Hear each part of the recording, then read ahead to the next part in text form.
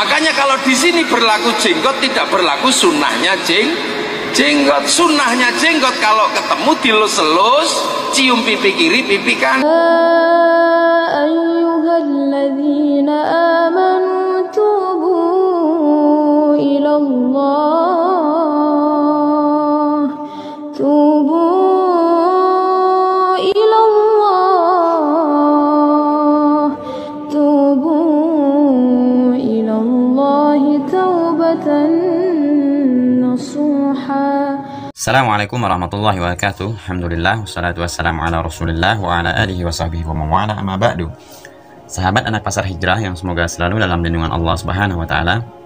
Kali ini sahabatnya saya akan membahas masalah hukum isbal dan jenggot, yang mana di sini saya akan menampilkan sebuah video terkait dari ceramahnya Gus Muwafiq, yang mana di sini Gus Muwafiq ini mengatakan hukum isbal dan jenggot itu katanya tidak berlaku lagi di Indonesia, karena di dalam hadis Rasulullah SAW yang mengatakan menyelisihi Majusi dan Yahudi itu berlaku hanya di Arab Saudi saja dan di zaman Rasulullah SAW saja.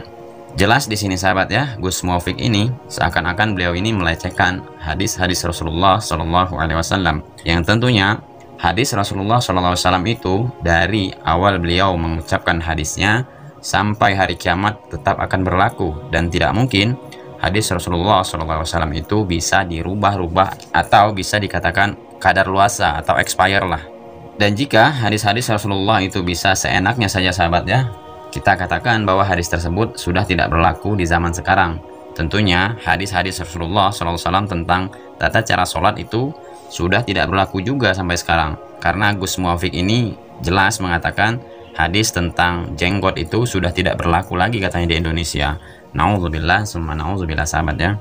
Coba kita simak dulu sahabat ya, bagaimana di sini Gus Muwafiq mengatakan hukum jenggot dan isbal itu sudah tidak berlaku lagi di Indonesia katanya.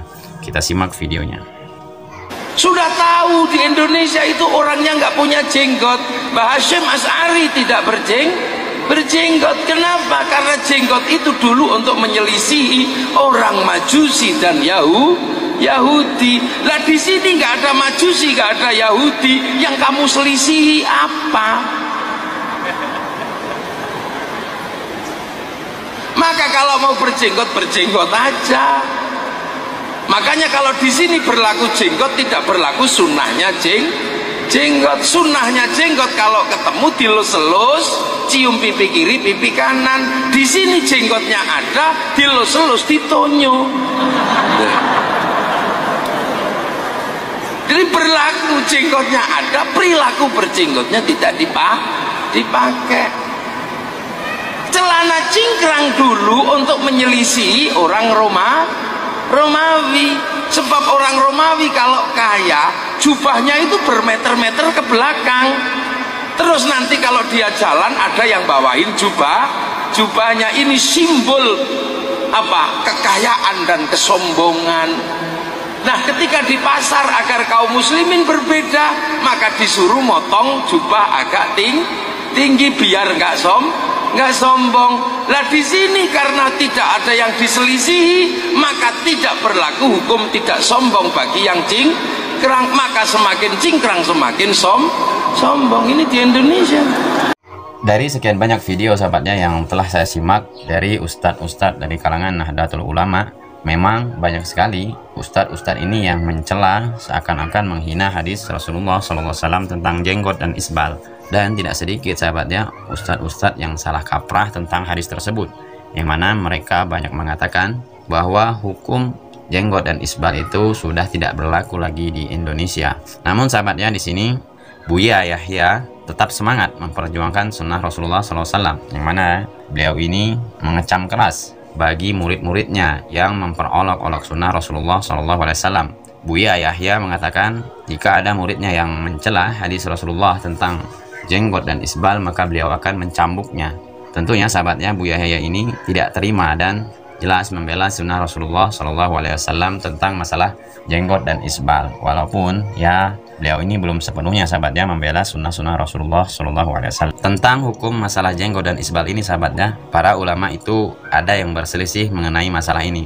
Tapi sahabatnya Di sini saya lebih condong kepada fitrah manusia, yang mana seorang laki-laki itu memang berjenggot.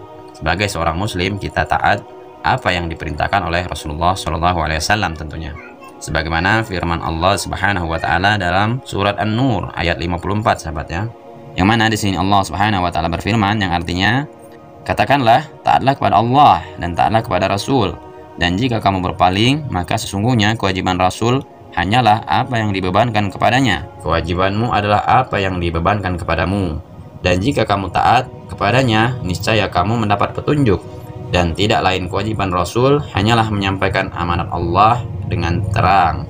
Penulis Mukhtasar Al-Qadir menerangkan tafsir ayat ini, sahabat ya, dalam ayat Qul ati'ullaha wa ati'ur Rasul. Mukhtasar Al-Qadir ini menerangkan bahwa katakanlah, taatilah Allah dan taatilah Rasul, yakni ketaatan secara lahir dan batin dengan meyakinkan yang bersih dan niat yang lurus. Tentu dalam tafsir ayat ini, sahabat ya, kita harus taat apa yang diperintahkan oleh Rasulullah SAW tentang segala hal. Salah satunya yaitu tentang hukum jenggot ini, yang mana Rasulullah SAW memerintahkan kepada umatnya, yaitu di dalam hadis Bukhari, sahabat ya, dari Ibnu Umar, sabda Rasulullah SAW, selisihilah kaum Majusi, cukurlah dan rapikanlah kumis dan peliharalah jenggot. Jadi dalam hadis ini, sahabat ya, Rasulullah SAW memerintahkan menyelisih kaum Majusi, cukurlah, rapikanlah kumis dan peliharalah jenggot. Sebagaimana, sahabatnya, yang dijelaskan oleh Ustadz Abdul Tausikal yang menjelaskan tentang hukum mencukur jenggot dan melabuhkan pakaian hingga di bawah mata kaki, yaitu isbal. Kita simak videonya. Nah, sekarang tentang masalah hukum jenggot sendiri, bagaimanakah? Apakah jenggot itu dibiarkan begitu saja atau boleh sewaktu-waktu kita cukur, atau kita pendekkan, atau kita rapikan, atau bolehkah sampai kita mencukur habis? Nah, ini yang kami itu bahas mulai dari halaman ke-14 dan seterusnya. Kalau kita menyimak hadis-hadis yang ada, dan ini juga dibawakan oleh ulama Syafi'iyah, atau beliau memberikan judul bab dalam Sahih Muslim, yaitu Imam Nawawi memberikan judul bab dalam Sahih Muslim tentang masalah jenggot di sini. Ya, beliau membawakan hadis-hadis yang ada dalam Sahih Muslim, dibawakan hadis-hadis yang ada. Ya, di sini di antara hadis yang disebutkan misalnya Nabi SAW mengatakan, ahfus syawariba wa a'ful liha. Pendekkanlah kumis, ya, pendekkanlah kumis dan biarkanlah jenggot, peliharalah jenggot. Dalam hadis-hadis selanjutnya sama seperti itu pembahasannya. Jadi kumis itu dipendekkan, kemudian jenggot itu dibiarkan apa adanya. Ketika membawakan hadis-hadis yang ada, atau Imam Muslim itu menyebutkan hadis-hadis yang ada, Imam Nawawi kemudian menafsirkan yang dimaksudkan dengan kata a'fu. Ada juga kadang Nabi sebut dengan aufu, kadang juga Nabi sebut dengan arhu, kadang juga sebut dengan arju wa wafiru. Semuanya kalau dimaksudkan atau kita tafsirkan, itu maksudnya adalah membiarkan jenggot apa adanya.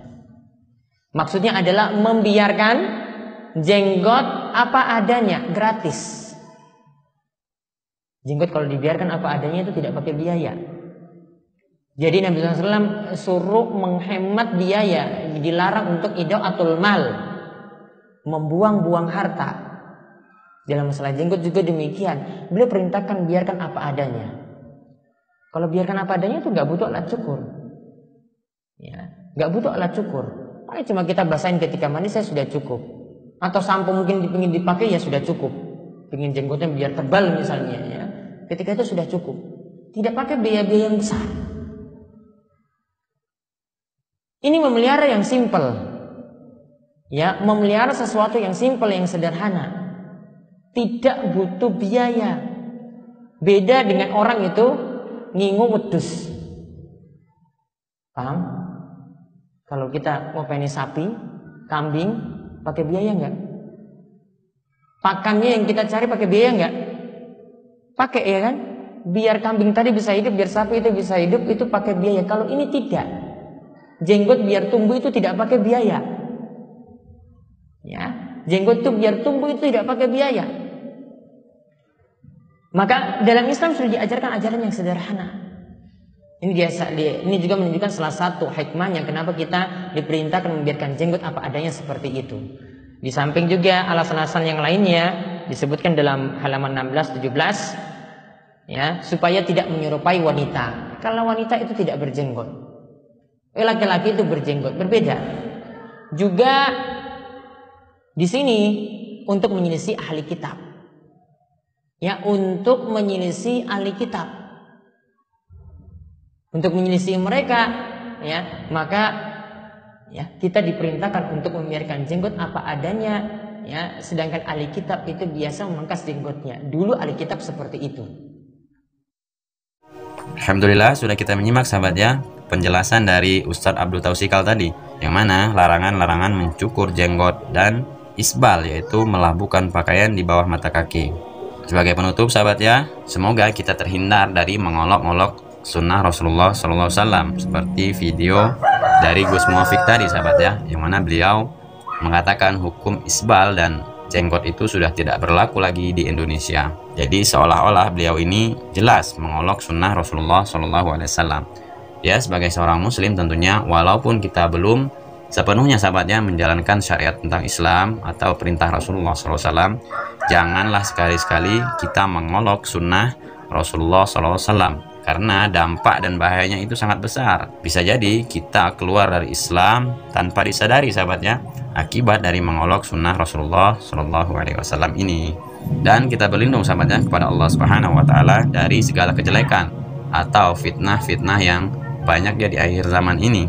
Tentunya di akhirat nanti sahabatnya, kita sebagai muslim ingin diakui sebagai umat Rasulullah SAW dan ditempatkan di surga bersama Rasulullah SAW. Itulah harapan kita. Mohon maaf sahabatnya jika dalam video saya ini banyak kekurangan atau membuat sahabat tidak nyaman, itu atas kesalahan saya pribadi, dan kepada Allah Subhanahu Wa Taala saya mohon ampun. Saya akhiri, wabillahi taufiq wal hidayah. Assalamualaikum warahmatullahi wabarakatuh.